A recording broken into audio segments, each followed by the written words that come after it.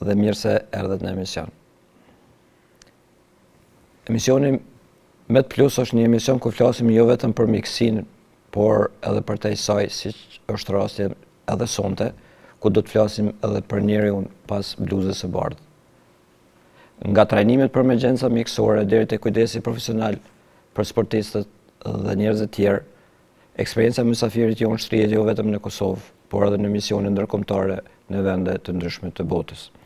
Sonte pra kemi një mjek që kujdeset për shëndetin dhe performancën e sportistëve, por që njëkohësisht prek zemrat e njerëzve edhe përmes muzikës. Ai është mjek, specialist i mjekësisë sportive, një profesion që kërkon disiplinë, energji dhe përkushtim maksimal. Por, jashtë profesionit, ai shpalos një tjetër talent të jashtëzakonshëm, muzikën dhe interpretimin. Miqtë mi, sonte do të mësojmë pak më shumë se cilat janë ato lëndime më të shpeshta në sport dhe cila është rëndësia e reagimit sa më të shpejt mjekësor në këtë raste. Po ashtu do të mësojmë pak më shumë se si lidhen sporti, mjekësia dhe arti, në këtë rast muzika, dhe çfarë bën një njeri të arrijë sukses në dy botë kaq të ndryshme si është shembulli edhe me mysafirin tonë. Për të folur për këtë rrugtim sonte në Met Plus kemi kënaqësinë të mirpresim doktor Vigim Pejen. Doktor, faleminderit që erdhët dhe mirë se erdhët në TV Syri. Faleminderit për ftesën, përshëndes gjithë shikuesit. Neve doktor rektor jemi njoft kur s'kemi qenë mjek fare, kur unë kom qenë Vigimi, ju keni qenë Hektori, kështu që do ta kisha vazhdu bisedën me Hektor e Vigim. A do në pajtona plotësisht. Atëherë me që mbas edhe nuk do ta kthejmë fort protokolin, para se fillojmë të flasim për temat kryesore që janë të përgatituna. Deshta të them edhe një fakt, konsideroj si fakt, që ju konsideroj për shumicës, edhe nga unë personalisht, si këngëtari më i mirë ndër mjek, edhe pse në fund të këtij misionit e kemi një kontestim të vogël sepse si duket e keni edhe një konkurrencë edhe brenda familjes që po ashtu është mjek, edhe është një këngëtar shumë i mirë. Shumë i mirë. Do flasim më vonë.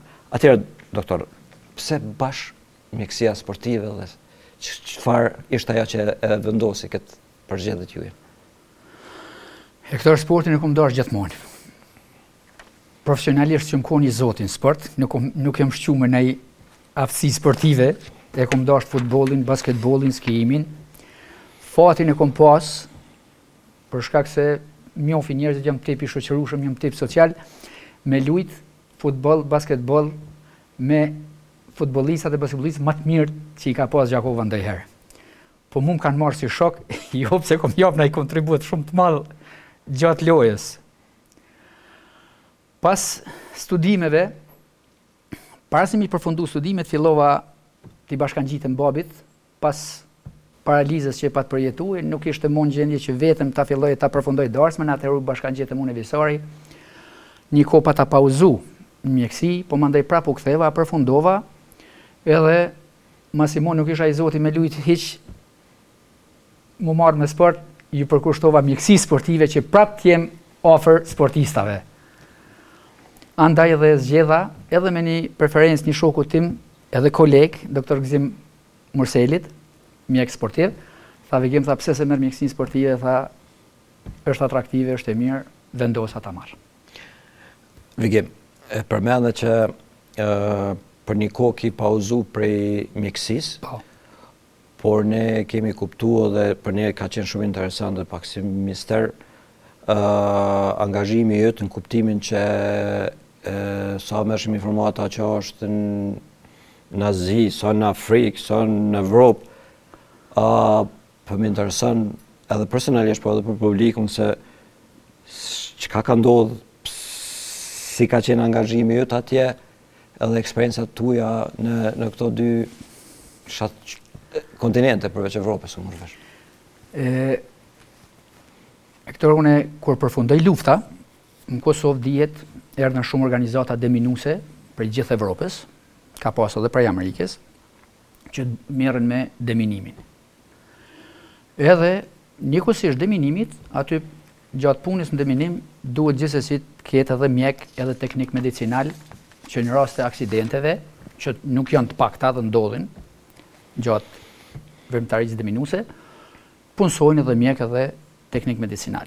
Unë isha para përfundimit fakultetit, një shoqë ma preferoi tha vegim tha janë të marr një organizatë daneze 2CA, Denqërqej, tha është të kërku mjek edhe teknik për mi punsu në deminim. Që të merren me çështjet mjekësore, deminimit, jo me deminimin. Tregoj të vërtetën, thash ta provoj, shkova thash ti provoj 1 muj, 2, 3, meta 10 vite me atë organizatë.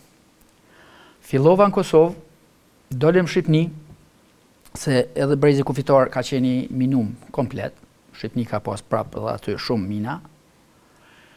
Pas Shqipërisë ata më ofruan thanë, a je interesuar që të punosh si koordinator mjekësor, se kur u futa aty mas 6 muaj më japën një pozitë ashtu koordinator mjekësor, koordinoisha punë mjekësore, bëjsha trajnimet, mu mi kishin mbaj trajnimet një grup mjekësh polak, për Hospital Trauma Life Support, PHTLS, që në Shqip ta përkthejmë bie trajtimi i traumave paraspitalor. Edhe sepse aty kishin bojë me aksidente, amputime këmbësh, shkelje në mina, trauma. Edhe pas tyre më ofruan thanë e interesuar të punosh edhe jashtë. Për mua ishte atraktive, më tregu drejtën që të punoj edhe në shtetet e huaja, në kontinent faktikisht huaj. Kom punu në disa shtete të Azisë, kom punu në disa shtete afrikane, po gjitha këto shtete të dalura pas luftës. Do të thotë shtete ku kishte minim, edhe ne shkojshim si ekip për deminim aty, a unë isha bartës i përgjithësive mjekësore. I keni sjell për të ndërpres, i keni sjell edhe disa foto të deminimeve. Po. Unë për që shikuesit ju ofroj një pasqyrë se ku punohet si mjek në deminim, zakonisht punohet jashtë në për fushat minave, edhe pse unë si koordinator mjekësor gjithmonë kom tentu edhe kom insistu që ekipa medicinale tjetë jashtë shëritit minave, për arsye se ne ishim aty që të ndihmojmë deminerat nëse këta binin mina. Edhe nëse këta psojnë ndonjë traumë e ne futem mrena, t'ju ndihmojmë në shëritin e minave, atëherë nëse edhe ne lëndohemi kush do të na ndihmojnë edhe neve edhe këtyre. Prandaj insistojsha gjithmonë që ekipa medicinale dhe ambulanta e pajisur me pajisjet në për disa misione ishim më të pajisur, në për disa misione varësisht për fondeve ma pak pajisje, që ndrojshëm në një pozicion të sigurt, por shumë afër vijave deminimit, që nëse ndodh ndonjë aksident e që na ka ndodhur, unë jam me organizatën time kom kaluar në 10 aksidente, gjitha ka qenë aksidente me amputime transtibiale, për arsye shkeljes në mina, një minë për shikuesit antipersonale, përmban diku rreth 100 gram TNT, trinitrotoluol, që është e aftë që të shkaktoj amputim të këmbës prej gishtave e deri te në ngjuri, varësisht pozicioni se ku ke shkel në atë minë. Një fatkeqësi është se kur shkelin minë dhe aktivizon minën, mina liron gjatë shpërthimit liron diku rreth 800 gradë Celsius temperaturë. Ju si mjek edhe mjek nëse e dëgjojnë këtë emision e dinë çka është termokauteri, e përdorim në sallat operative. Kështu që ai vepron si termokauter, amputim shkakton, mirë po gjakderdhje në moment nuk ka.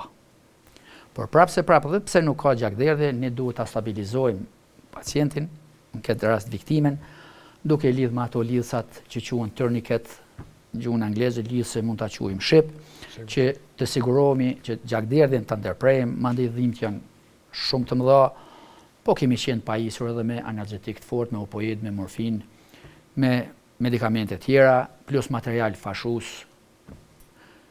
Kjo ishte natyra e punës. A ka mundësi edhe, nëse kemi ndonjë foto tjetër prej këtyre, kjo është në Shqipëri apo? Këtu është një foto e një kampi deminimi në Shqipëri. Këtë shtëpinë kemi pas si bazë që e kemi përdorur për vendosjen e pajisjeve, parkimin e makinave, transportit, deminerave dhe ambulantat, po njëkohësisht e ka pas një obor shumë të madh ku deminerat para se të dalin fushat reale ku ka mina, në të vërtet, bëshin ushtrime se si kryet procesi deminimit, diku rreth 1 muaj ka qenë shkolla, ta quajmë ashtu, e deminimit, ku na kanë ushtru njerëz ushtarak, sidomos të ushtrisë angleze, po dhe ushtrive skandinave, njerëz të cilët janë marrë me mina, me pastrimin e minave. Foto tjetër a kemi, regjia? Këtu është një fotografi e deminerave në Angol, në Afrikë.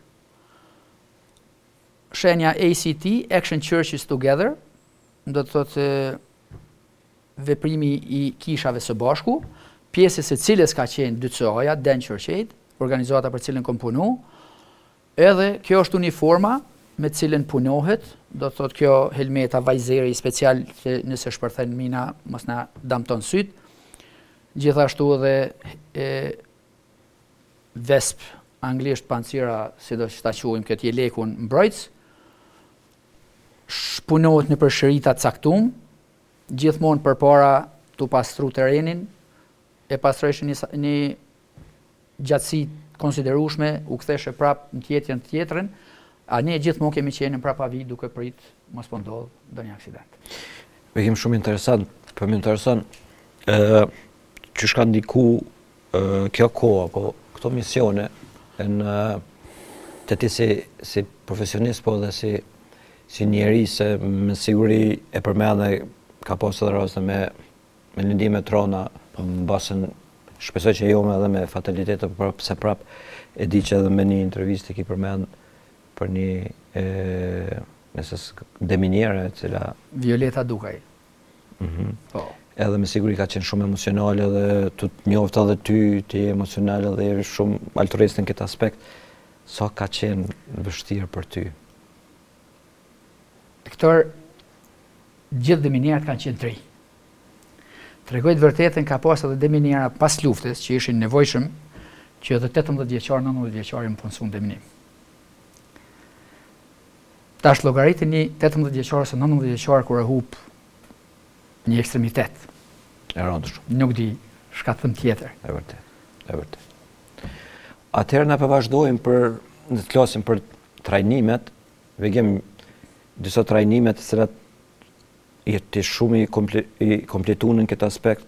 Unë personalisht nuk e njoh dikon, unë së njoh, që i ka njëjtën kohë gjitha çto, edhe janë pak më trolla, me siguri do të jetë shumë më rëndësi dhe interesante edhe për publikun të kuptojmë pak më shumë se cilat janë ku i ki kry këto trajnime ose ku i ki kry trajnimet për me qenë trajneri certifikun, po unë besoj që edhe për ne si mjek, si profesionista, është mirë ta kuptojmë këtë. Hektor, unë jam trajneri i disa lamive, shumica emergjente, BLS, anglisht Basic Life Support, ose mbështetja themelore e jetës. Pastaj është ALS, Advanced Life Support, mbështetja avancuar e jetës. Është Pre-Hospital Trauma Life Support, mbështetja e jetës paraspitalore e traumave. Pastaj jam Tactical Medicine Trainer, trajner i mjekësisë luftarake. Do thotë në terrenet ku zhvillohet lufta, se si duhesh të qasesh, si duhesh të ofrosh ndihmën, në çfarë terreni, kur, çfarë ndihme jep. Gjitha këto mi ka ofruar EULEX-i, unë punoj në klinikën e EULEX-it. Edhe aty punoj. Edhe aty punoj, unë punoj në klinikën e EULEX-it. Shumë mirë.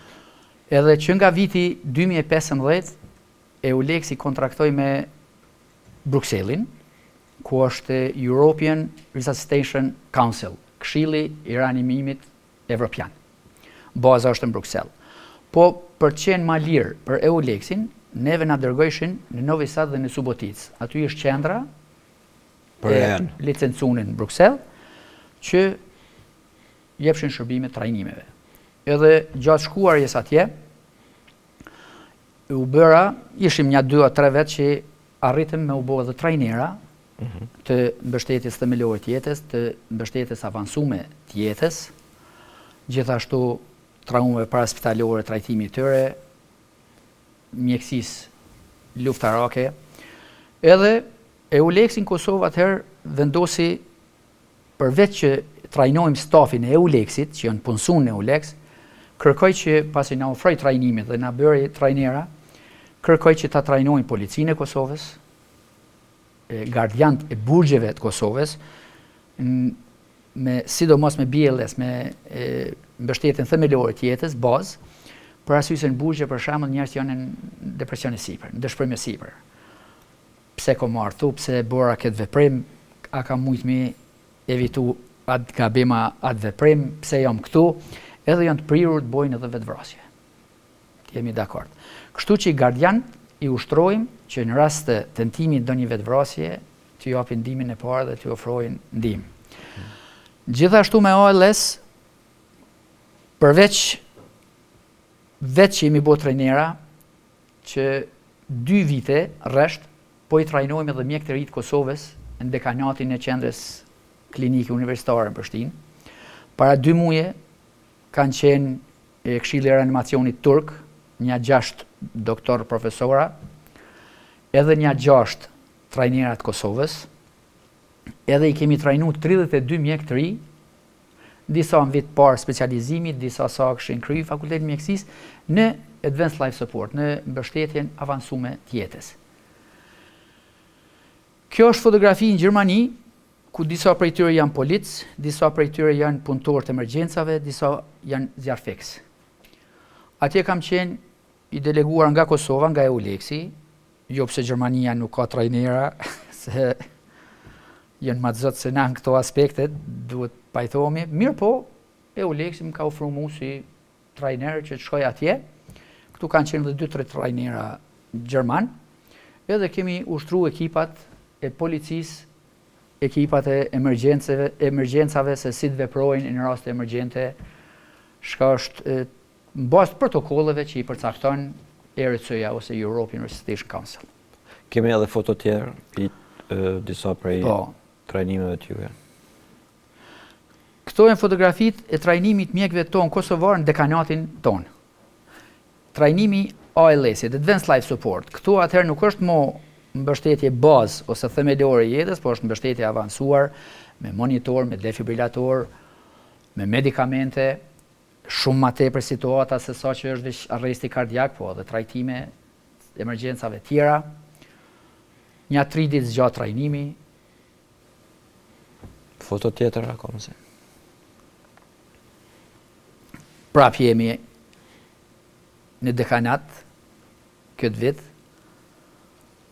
duke i trajnuar se si përdoret monitori, se si dërgohet shoku elektrik gjatë arrestit kardiak, varësisht a është arrest kardiak që duhet dërgon shokun elektrik, për shembull të fibrilacioni ventrikular ose takikardia ventrikulare pa puls, si veprohet, me çfarë sa gjula i dërgon, kur e dërgon, procedurat, protokollet se si manipulohet me monitorin, me defibrilatorin, se si lexohet EKG-ja, se si veprohet në raste të tilla emergjente.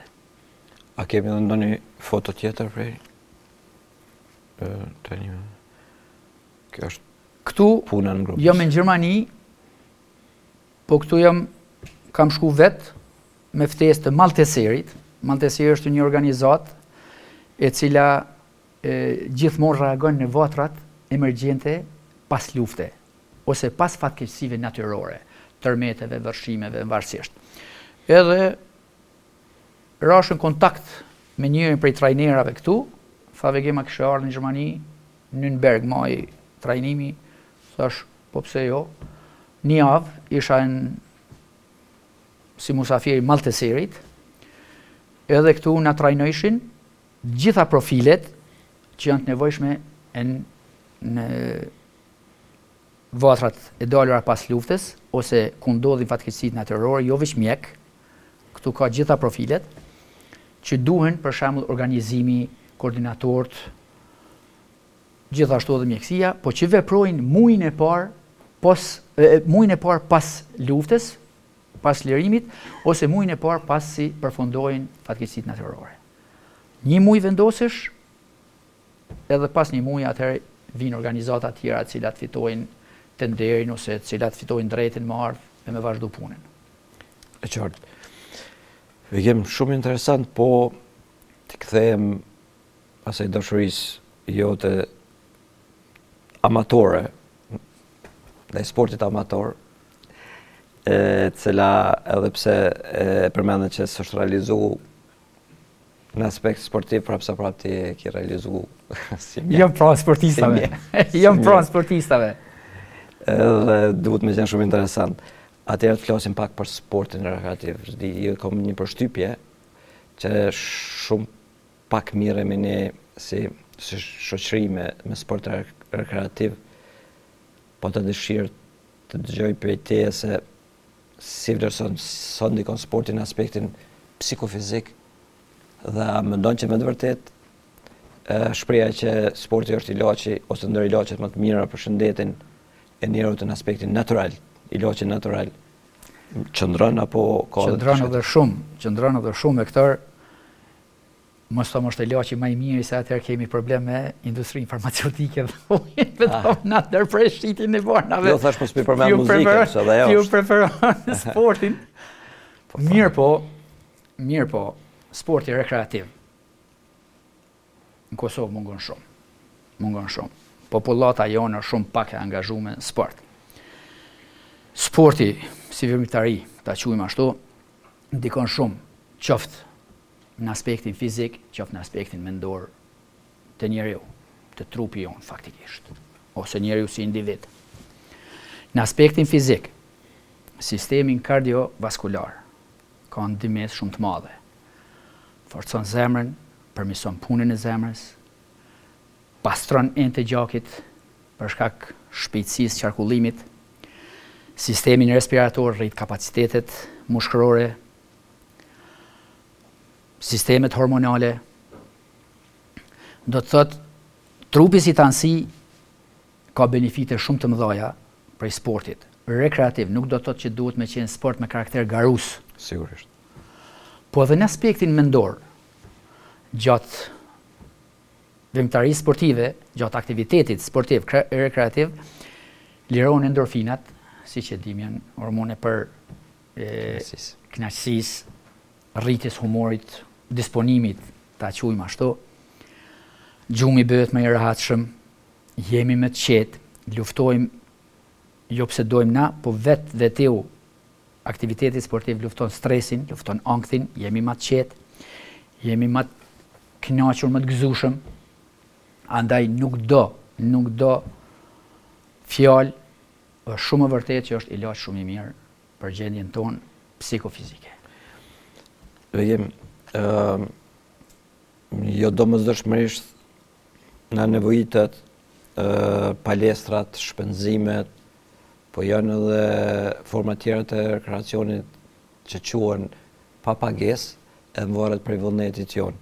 Cilat i preferon ti më shumë? Së pari, aktiviteti sportiv më i miri rekreativ jemi të folë është ecja. Ecja s'kërkon pajisje, ecja s'kërkon investime.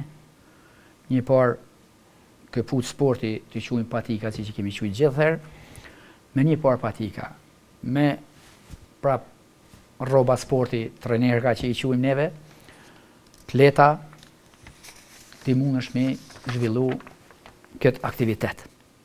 Ecja ndikon shumë. Ecja shpejt jemi duke folur për ecjen e shpejtë. Po, ecje sportive. Jo para panove dyqaneve me dale durë të ngjepa, po ecje sportive me 40-50 minuta në ditë ose 150-300 minuta në javë. Një njeri që praktikon një ecje të shpejtë, beso që ka benefite shumë të mëdha për sistemin kardiovaskular, pulmonar, respirator, për gjithë trupin e tij, po edhe mendërisht i ndihmon shumë. Kështu që nuk është ndaj angazhim i madh, sa benefite ka shumë. Përveç ecjes, kemi edhe joggingin, vrapimin e lehtë, për ata që janë pak më të ri, e që ndihmon shumë edhe kjo në sistemin kardiovaskular, po ndihmon edhe forcimin e muskujve, forcimin e nyjeve, kështu që në aspektin shëndetësor ka shumë benefite. Bicikleta është një aktivitet tejet i mirë që e kisha preferu.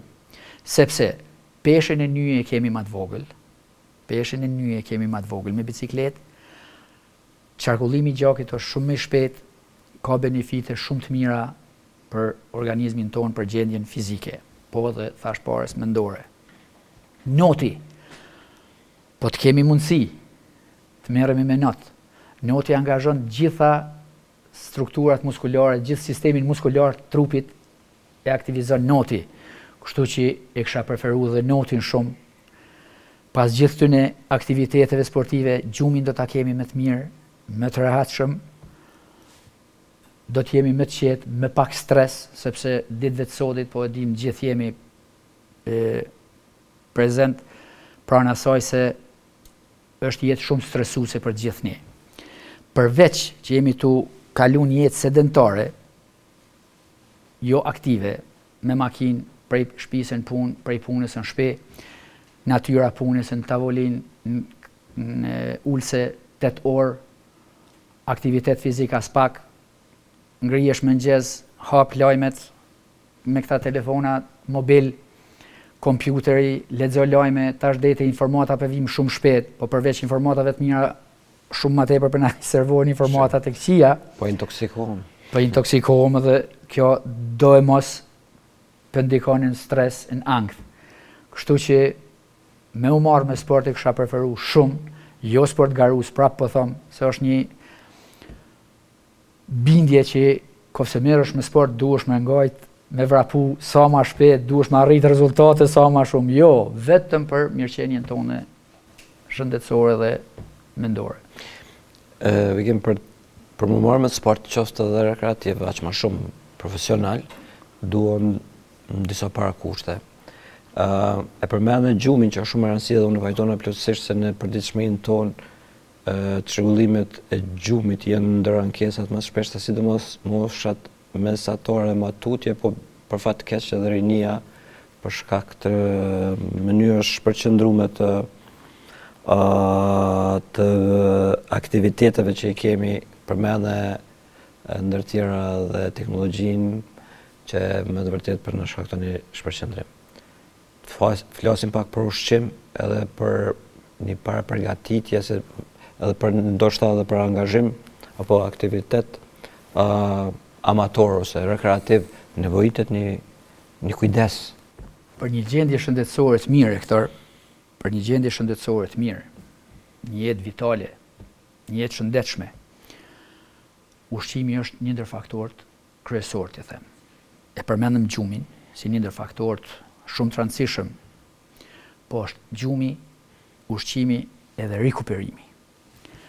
Ushqimi balansum, sot shpesh po themi, shkado që përshtingoj mas pare piqeli prej kutisë.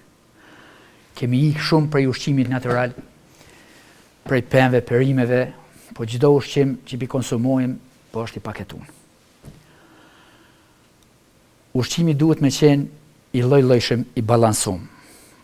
Muskujt tonë, gjatë aktivitetit fizik, energjia që nevojitet për trupin tonë, muskujt tonë së pari shfrytëzojnë karbohidratet. Do të thotë, ushqimi duhet me pas karbohidrate. Duhet me pas proteina, cilat bëjnë regjinerimin edhe rrujtjen e masës muskulare. Duhet me pas edhe ynyra për shumë procese tjera metabolike në trupin tonë. Andaj, duhet me pas ushqimin një ushqim balansum. Qoftë për ka llojshmëria, qoftë për nga kalorit, për nga sasia. Andaj është faktor shumë më rëndësi. Ekipet e mëdha, mase veç jemi specialist mjekësi sportive dhe po flasim edhe për sportin, ekipet e mëdha gjithmonë kanë pranë ekipit edhe nutricionistin, Patjetër. I cili gjatë gjithë kohës kontrollon në konsultime me mjekun dhe me trenerin bazë performancave. Secili ka programin e vet. Bazë performancave sportistave.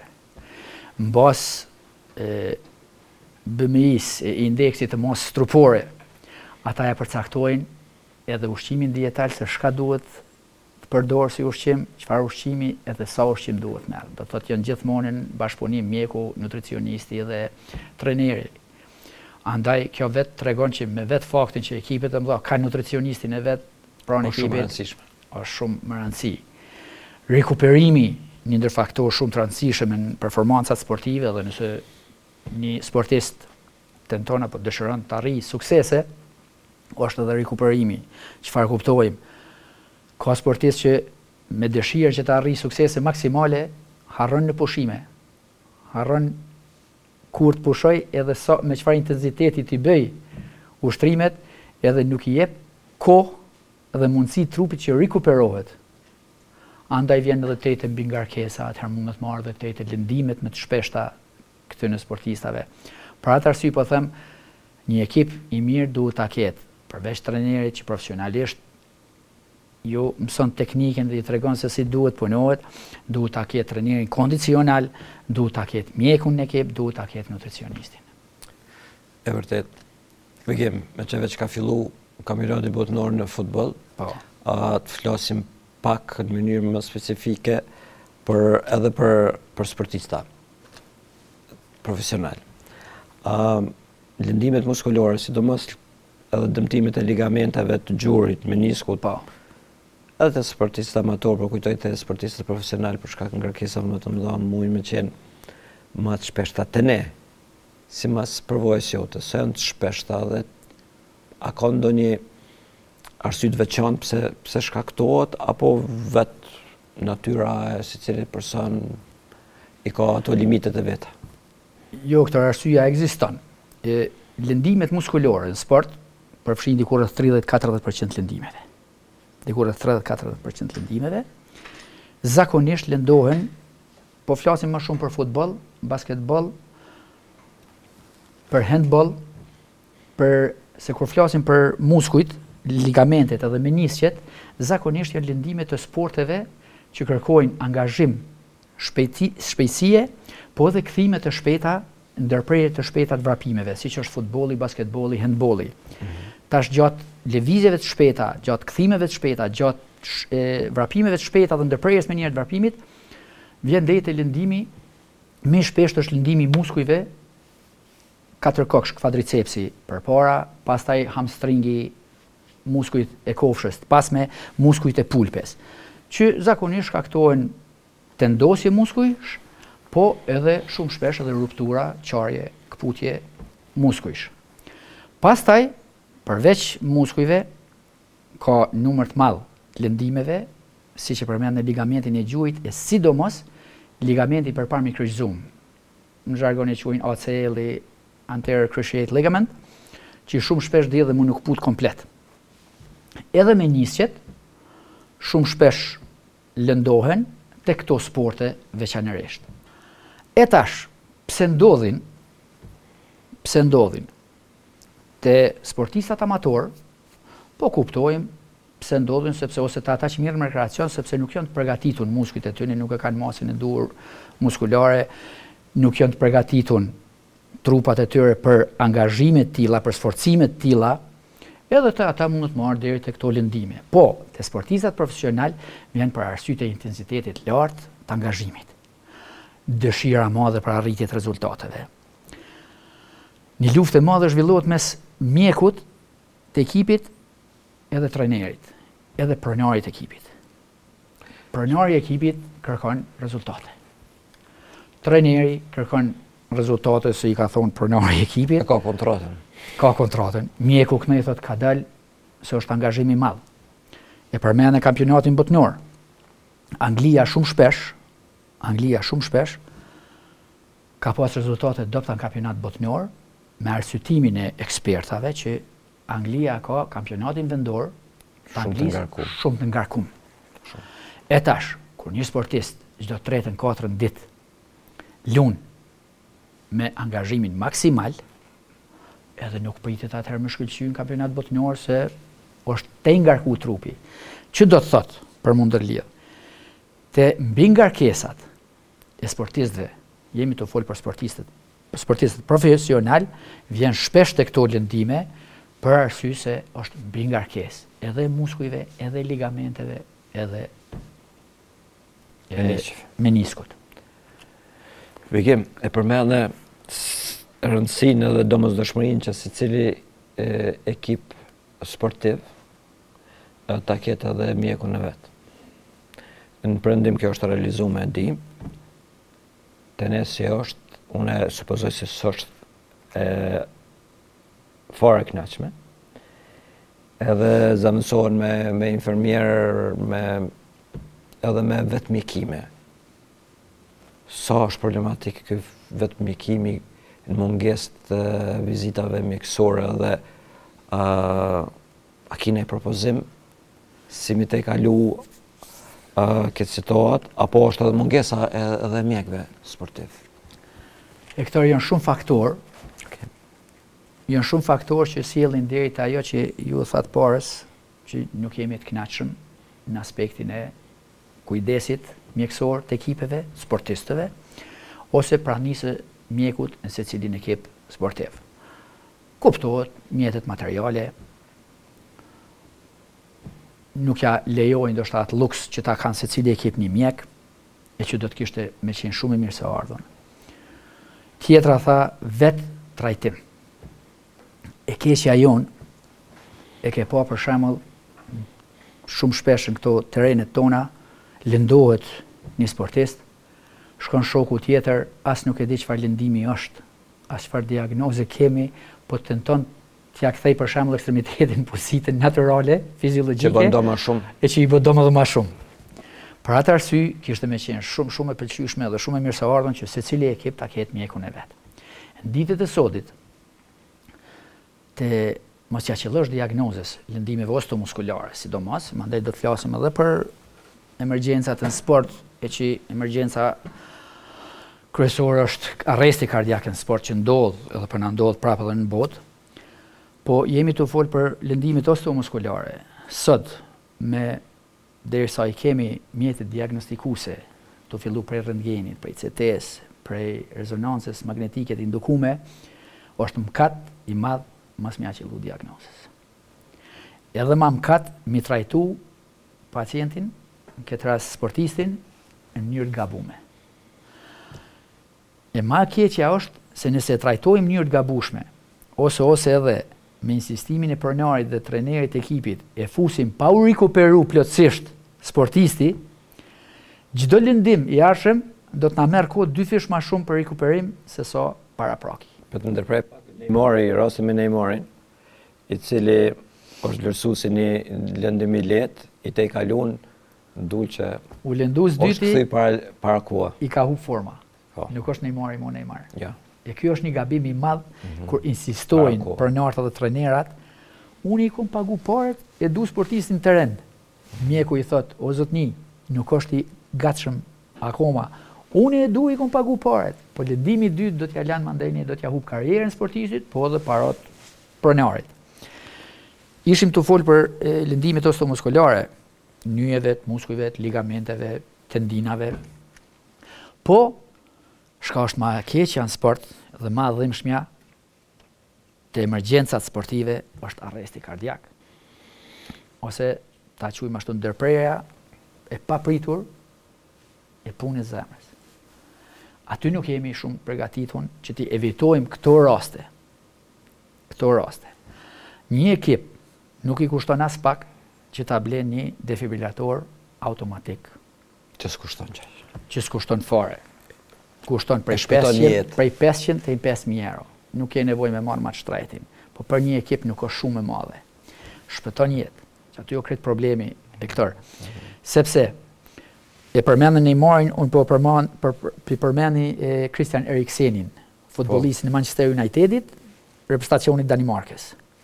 Christian Erikseni në gjithë e dim çfarë kontrolla mjekësore ka kalu, edhe ato çdo 6 muaj për mu futën teren me lujt. Se kemi shumë diagnoza, mos them shumë, po kemi diagnoza që nuk diagnostikohen apo nuk zbulohen e në EKG, normalin, pushim. Individi, sportisti është pa asnjë simptom, pa asnjë pengesë kardiake, po në teren kollabon arrest kardiak edhe na shkon sportisti. Po, ka pas rast. Kemi pas rastet shumëta, nëse hini në YouTube, keni mi vrejt sa njeriu e humb jetën në teren. E me Christian Eriksenin ka ndodhur njëjta gjë. Christian Erikseni të luajt me Finlandën në 2021 në kampionati evropian, kollaboj. Po çfarë ndodhi? Danimarka ka një shtet i avancuar, një shtet që defibrilatorët automatik i ka në çdo 500 metra nëpër rrugë, e lënë në terren. Çfarë bën? Ekipi i ushtrum gjithë sportistat, se aty nuk e mjeki në sekond. Po çfarë bën bashkëlojtarët e tij rrethun? Filluan reanimimin kardiopulmonar. Derisa erdhi AED-ja, Automatic External Defibrillator, ose defibrillatori i jashtëm automatik, e defibrilun, ta shohin Eriksenin dhe rastin e tij, do t'ja dim vlerën sa ka vlerë AED-ja. Sa ka vlerë që sportistat një dille ose një shtune të mbledhen gjithë ekipi, edhe të kalojnë 4 orë, një herë në vjet, 4 orë nëpër një trajnim BLS-it, Basic Life Support, ose mbështetjes themelore të jetës. Për të cilën s'është nevojë me qenë ose infermier. Në Skandinavi, në shkollë fillore, e mësojnë mbështetjen themelore të jetës. Sa kom informata, taksistat në Suedi, nëse do të punon si taksist, s'pari duhet ta kalon një ditë në trajnim për mbështetje themelore të jetës, edhe në makinë ta ketë AED-n. Që sa ka nevojë me qenë i shkollum për me ditë me përdor një AED dhe me bën një reanimim kardiopulmonar. Po sa ka vlerë, se edhe faktikisht është lider i vdekjeve në botë, smundjet kardiovaskulare janë lider i vdekjeve në botë. Për atë po them, ndoshta edhe të bëj apel që ekipet sportive 4 orë në vjet ta organizojnë me një mjek sportiv një trajnim BLS-it, mbështetjes themelore të jetës, ta kanë një AED me veti, edhe të mësojnë gjithë sportistat se si bëhet reanimimi kardiopulmonar dhe si përdoret AED-ja. S'ka 3-4 vite na ka vdek një djalë i ri 17 vjeçar në Prizren, në terren, s'di sa të kujtohet rasti. Po, patjetër. Arrest kardiak. Po, nuk ka qenë diagnostikun, se mos ta marrim për gatshme se nëse kalon nëpër kontrollat mjekësore te mjeku sportiv, ai njeri është i sigurt. Jo, nuk është i sigurt. Se thash kemi diagnoza kardiake, siç është sindroma Brugada ose VPV Wolff Parkinson White sindromi, që nuk i vrenin EKG në qetësi, nuk ka probleme sportisti fare, po në sforcime, në angazhime maksimale, mundet me na kollabu dhe me na rënë arrest kardiak.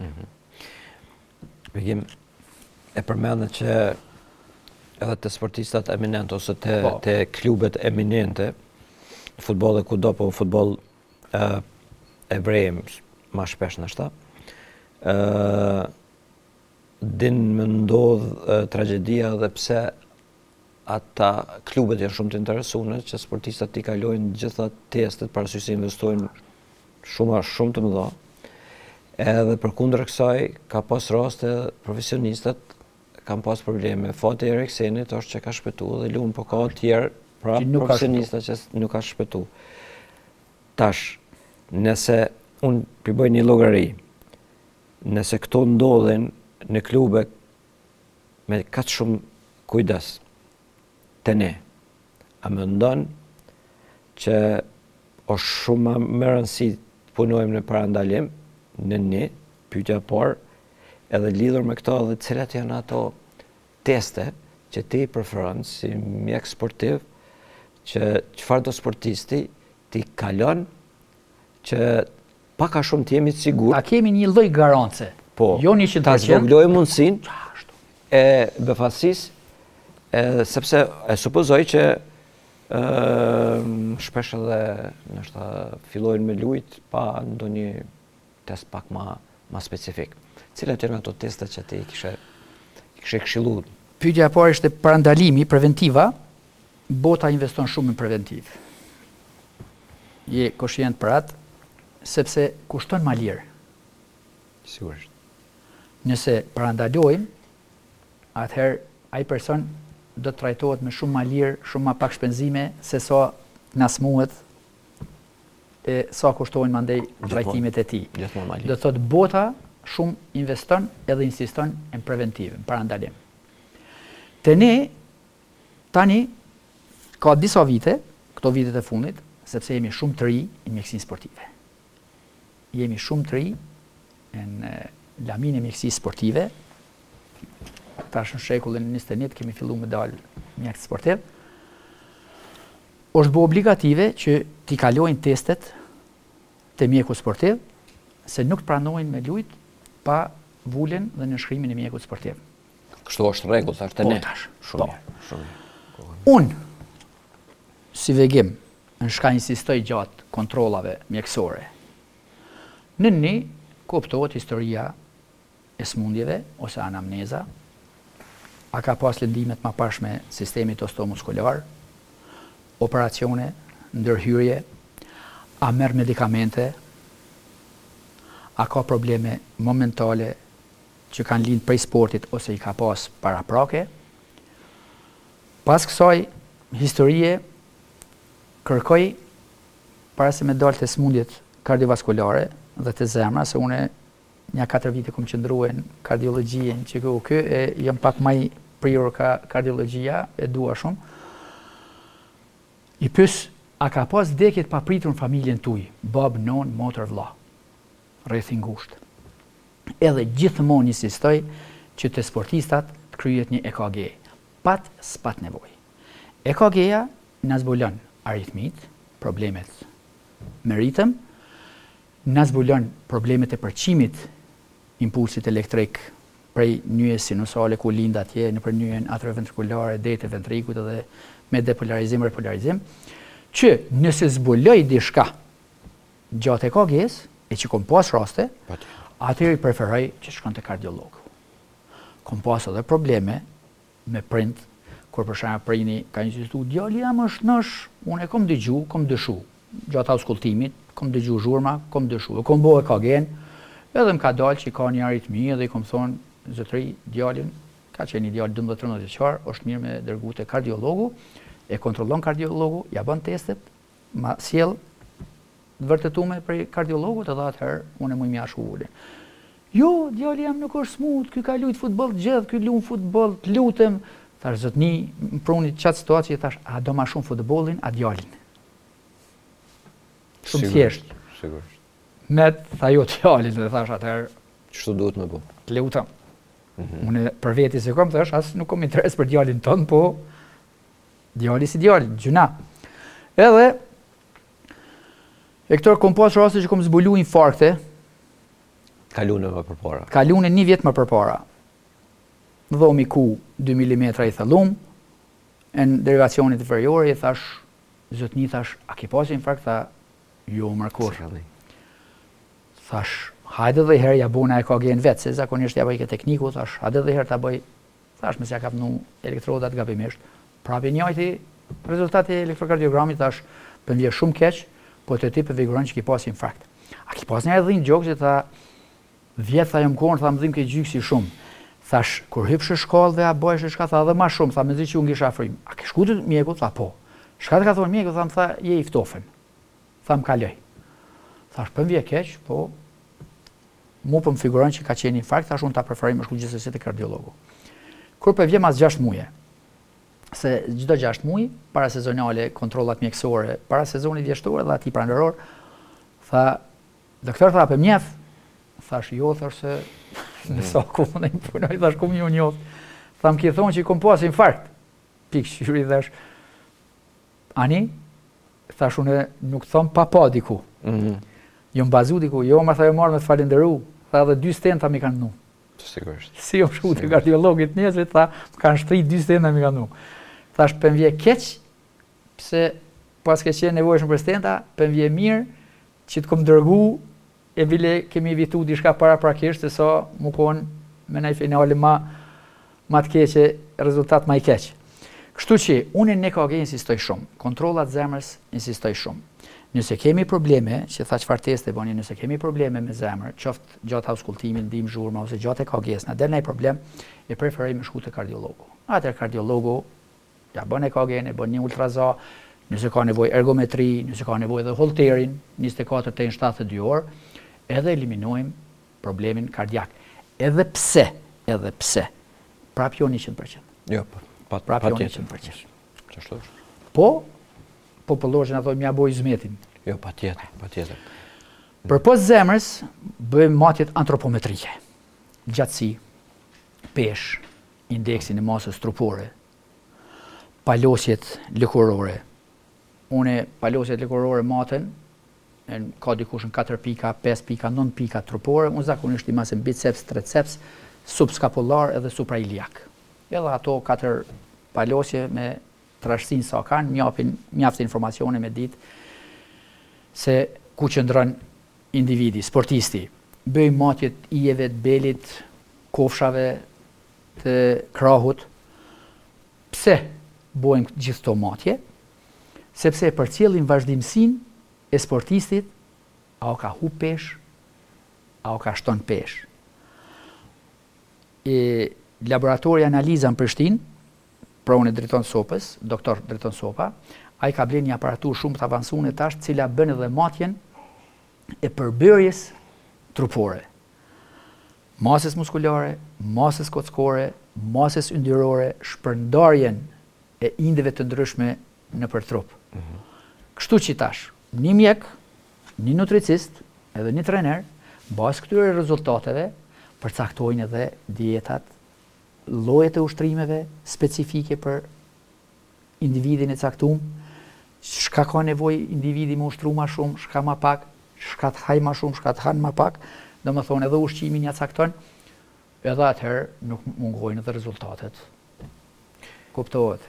Po, VO2-shi? VO2-shi, shumë kush e pyet, vëllimi maksimal i oksigjenit, është një parametër i cili na tregon për kapacitetin aerobik, për shikues që nuk janë mjek, është parametri i cili na tregon sa është i aftë trupi jon mi shfrytëzu oksigjenin për me kriju energji për muskujt tonë që të funksionojmë ose për aktivitet fizik, ta quajmë ashtu. Sa më i lartë që është vëllimi maksimal i oksigjenit, individi është më i aftë që të shfrytëzojë oksigjenin më shumë për të prodhuar energjinë e nevojshme që të funksionojnë muskujt. Do të thotë, me fjalë tjera, na tregon për kondicionin fizik të një personi. Sa më të lartë e ka vëllimin maksimal të oksigjenit VO2-shin, ai është më i përgatitur në aspektin kondicional, është më i rezistueshëm. Muskujt e tij qëndrojnë më gjatë në punë, edhe kryejnë punë më të madhe. Sesa ata që kanë vëllimin maksimal të oksigjenit VO2-shin të ulët, që muskujt e tyre nuk kanë aftësinë ta shfrytëzojnë oksigjenin në atë masë, edhe shka fillon metabolizmi anaerob si mjek e din, prodhimi i acidit laktik, o kapën gërçat, mu kanë lodh muskujt, për më duken kom të rona, s'po muj me vrapu. Kjo është VO2-shi. Unë e mas, unë e bëj gjithmonë matjen e VO2-shit, edhe përcjellë çdo 6 muaj se am ka përparu ajo individi. Matet me mënyra të ndryshme, pra po kthehen atë laboratori analiza në Prishtinë, i ka pajisjet speciale, sikurse jashtë, që masin në mënyrë kompjuterike, me maska speciale, sasinë e oksigjenit e të inhalum dhe dioksid karbonit lirum, gjatë sforcimeve fizike. Janë bicikletat speciale, ku i kërkojmë individëve, sportistëve, të fillojnë me aktivitet biciklete. Në bicikleti kemi edhe të programune ngarkesën, intensitetin e aktivitetit, i cili shprehet në watt. Janë shablonat e caktuar sa watt mundesh me ngarku një sportist. Edhe mbas të shfrytëzimit të oksigjenit dhe lirimit të dioksidit karbonit, në kompjuter na dalin rezultatet se sa është kapaciteti aerobik i këtij personi, sa është VO2-shi. Ka metoda pak më jo sofistikuar t'i quaj ashtu, më të thjeshta që i përdori dhe ato, metoda Astrandit, prova Astrandit, ku i kërkoj sportistave, pasi që kanë bërë matjet antropometrike, e di peshën e sportistit, i hypin biciklet, fillojnë të japin bicikletës, çdo minutë i mas trahunat e zemrës, frekuencën e trahunave të zemrës, mbas peshës ti dhe mbas intensitetit të ngarkesës, janë shablonat e caktuar, ku unë e di e tërheqi vinë nëpërmes rezultateve frekuencës punës së zemrës, peshës edhe intensitetit ngarkesës, edhe e di se çfarë VO2 ka ai person, sa është i përgatitur në aspektin kondicional. Jemi pothuajse ka fund në emisionin, po patjetër po më intereson të flasim për veprimet të cilat shpëtojnë jetë dhe për në rastet e emergjencave më serioze që mund të ndodhin në fusha sportive, të cilat e përmendë ato më serioze janë arresti kardiak. Po Në sa vendimtar janë minutat e para të reagimit edhe të ne tash konkretisht për perëndim epidim, i kanë defibrilatorët, i kanë gjitha. Po. Çka mujmë me bëna me kushtet që i kemi nëse në Kosovë, në sportin e vendit tonë, nëse na ndodh edhe në sportin amator, po edhe të sportistët profesionistë ndonjë e papritur, çka është më rëndësi, si duhet veprohet? Emergjencat në sport janë të lloj-llojshme. Emergjenca kryesore që kërkon reagimin më të shpejt është arresti kardiak. Ndërprerja e punës së zemrës, ose zemra punon në aspektin elektrik, domethënë aktiviteti elektrik është prezent, po kontrakcionet janë aq shpeshta, 250-300 herë defibrilacioni ose takikardia ventrikulare pa puls, saqë nuk pompon mjaftueshëm gjak në aort, pastaj shpërndahet nëpër gjithë trupin. Edhe në momente të tilla, truri mas 4 minutave deri në 6 minuta fillon damtohet. Neve ju si mjek e dini deficitet neurologjike veç fillojnë, fokale, po pas 10 minutave, po si afrum ndim pacientit, individit, viktimes, si do të ta quajmë, mund të themi se na shkon pacienti. Matematikisht nëse japit dhënuna, e shohim vlerën e reagimit shpejt të arresti kardiak, për shembull, një emergjenca kryesore në sport, ose emergjenca më e madhe e sportit. Nëse filloj me reanimim kardiopulmonar, shtypje gjoksit dhe frymëmarrje artificiale, që quajmë, gojë në gojë, çdo vonesë 1 minutore zvoglon gjasat për jetë 10-13%. 10-13%. Për atë arsye thash mas 10 minutave saqë edhe nuk ka kuptim bëjmë. O ideja që insistoj që çdo ekip sportiv ta ketë. Me reanimim kardiopulmonar, vetëm masazh zemrës edhe frymëmarrje artificiale, pa defibrilator, gjasat për shpëtim janë 0.9%. Do të thotë 110 pacienta mundesh një më shpëtu. Nëse brenda 2 minutave arrim mi vendos elektrodat e defibrilatorit në gjoksin e pacientit edhe ta dërgojmë shokun elektrik, gjasat janë më të mëdha se 65% shpëtimit. Llogaritë çfarë krahasimi, sa është vlera krahasuese e madhe, kofse e defibrilon me defibrilator dhe kofse bën veç masazh zemrës. Sportistat tonë për mi vrejt një emergjencë të arresti kardiak, se mandë mujmë me folë dhe për emergjenca tjera, është spori kontrollojnë vetdijen e sportistit. Ka kollabu sportisti, ran tokë. Zotëri, a e mirë? Nivelet e vetdijes i dim, po nëse s'ka vetdije, totalisht i ka hu vetdija, neve kontrollojnë frymëmarrjen. A është, as është u marrë frymë. Kontrollimi i frymëmarrjes bëhet me 3 senset tona, me sheqim, me dëgjim edhe me ndjesi temperaturës gojës gjatë ekshilimit të pacientit në faqen tonë. Edhe për 10 sekonda dëgjojmë apo merr fryma jo dhe shiqojmë. Nëse edhe frymë nuk është u marrë, jo më gjatë se 10 sekonda kontrollojmë, fillojmë me shtypje masazh zemrës, reanimim kardiopulmonar. 30 shtypje në gjoks, 2 frymëmarrje artificiale, 30 shtypje. Derisa të na arrin qoftë ndihma parë ose qoftë defibrilatori që është prezent në teren nëse e kemi, si ekip.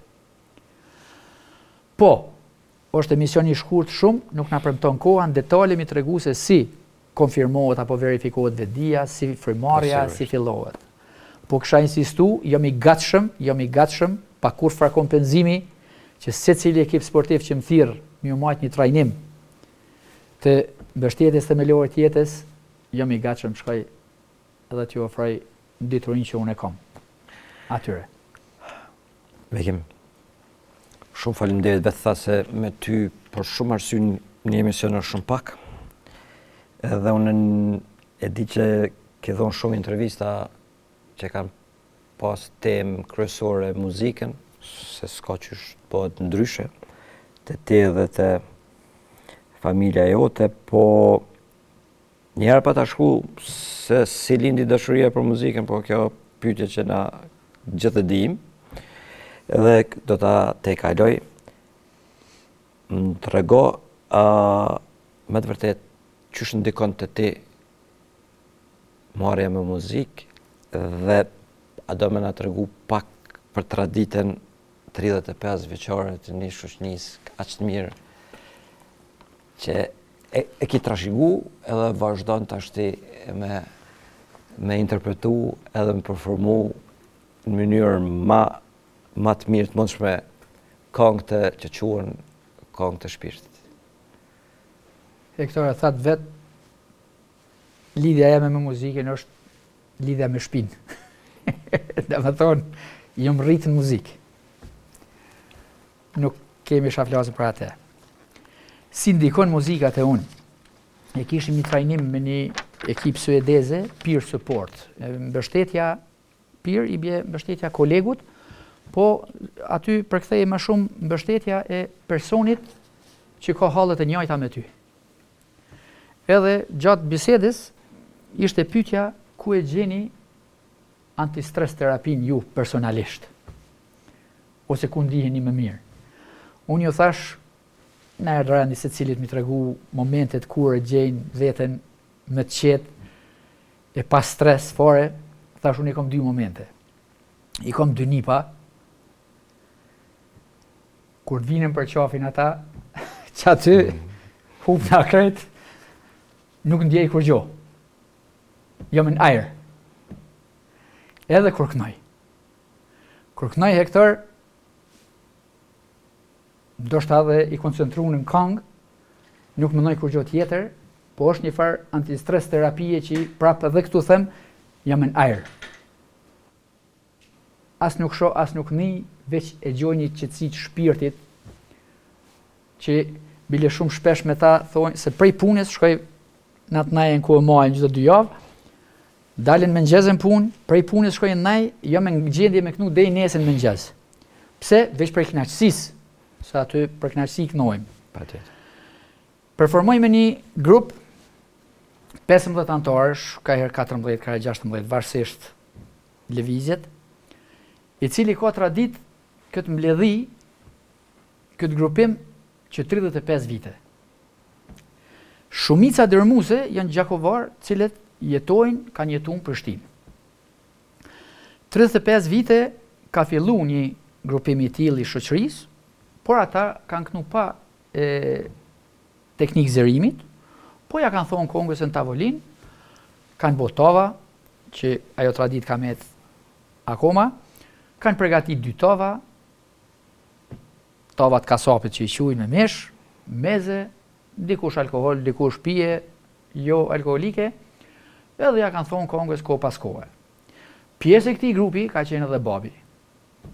Një djerë, deri para 6 viteve. Bile ai 6 muaj ditë viteve të fundit, 6 muaj rrike në Gjakov, 6 muaj rrike dimit Prishtinë. Unë vetë dërgojsha makinë aty, shkojsha mesha. Kur drejjet babi, njëri prej anëtarëve të vjetër, Mehmet Peja, më lut ta vegem tha isha ardhur në babit. Që mos njale tradita e grupit. Po më thash Mehmet me gjithë kënaqësi. Me gjithë kënaqësi. Edhe u bona edhe unë antar i atij grupi. Do të thotë nëse ndron jetë njëri prej anëtarëve, zakonisht insistojmë që familjari i tij, djali i tij ta vazhdoj traditën, që mos shuhet tradita e atij grupi. Aty mbledhemi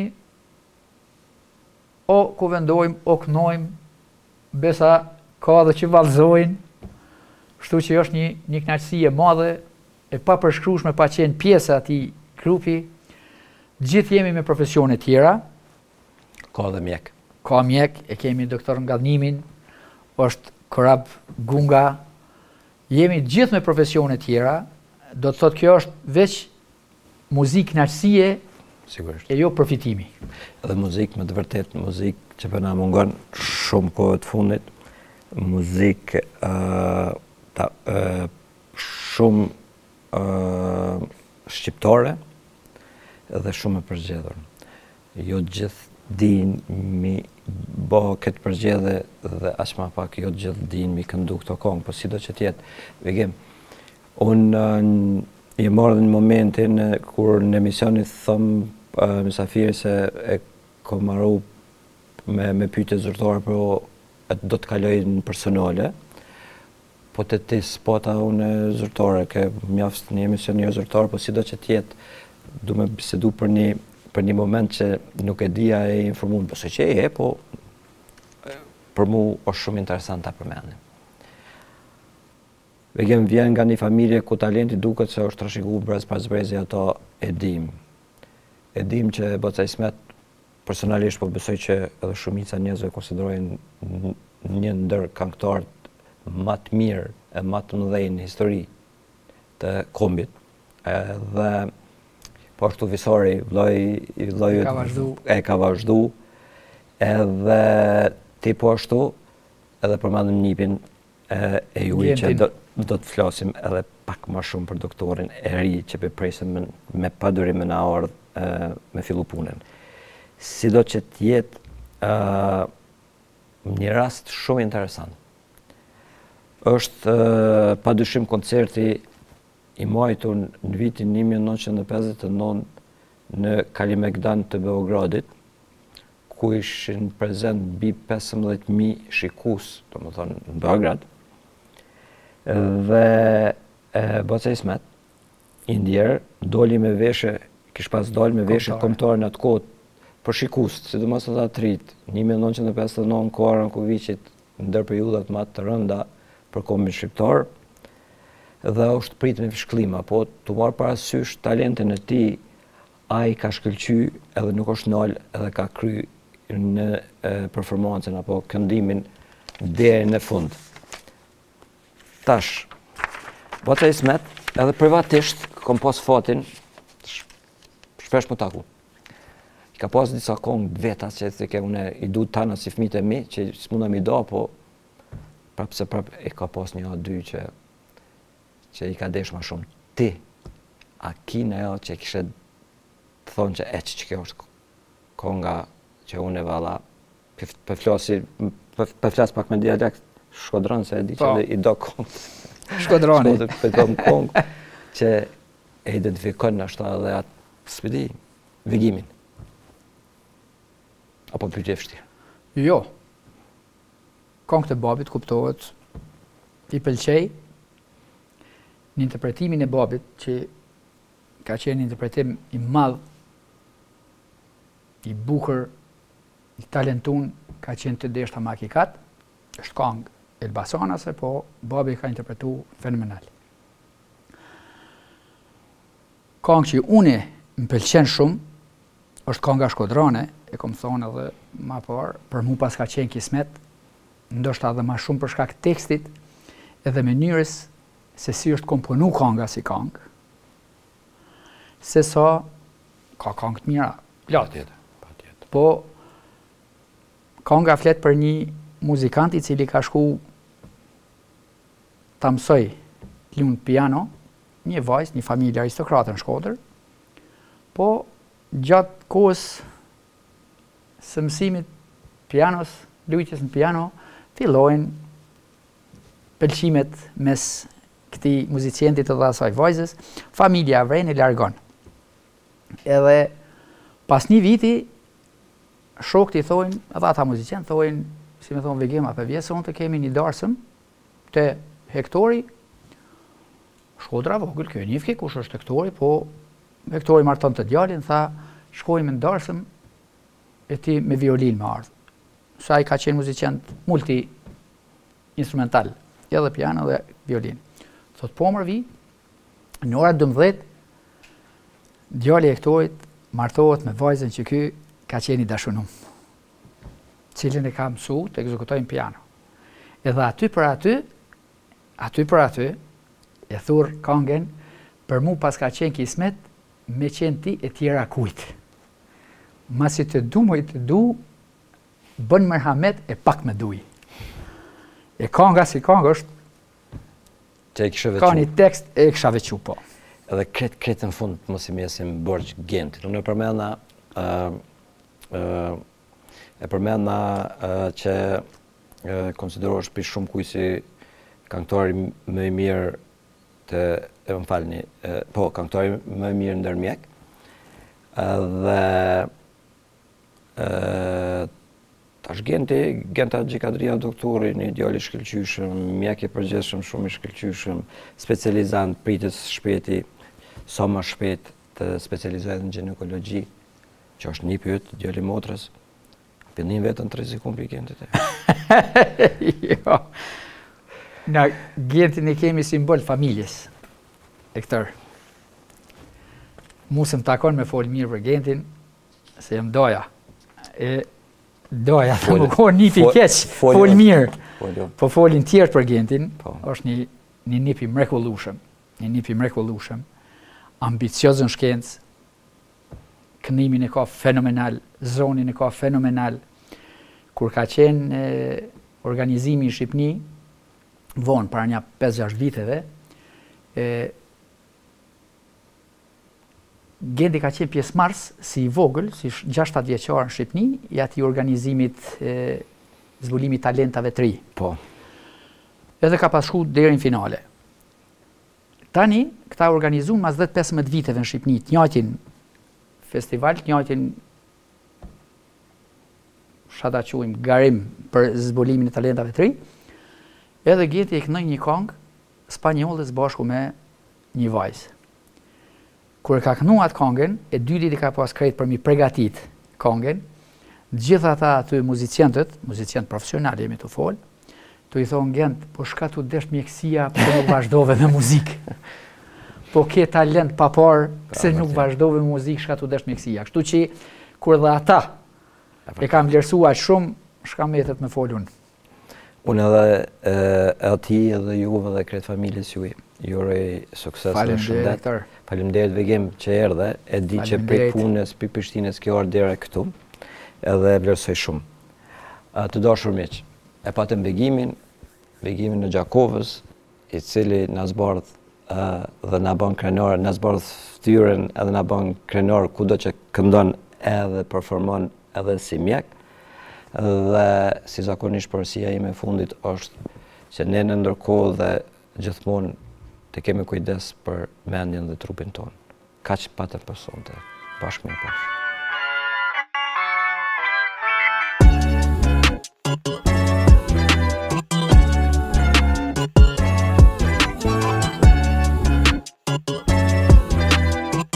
Med Plus, çdo të enjte me fillim nga ora 20.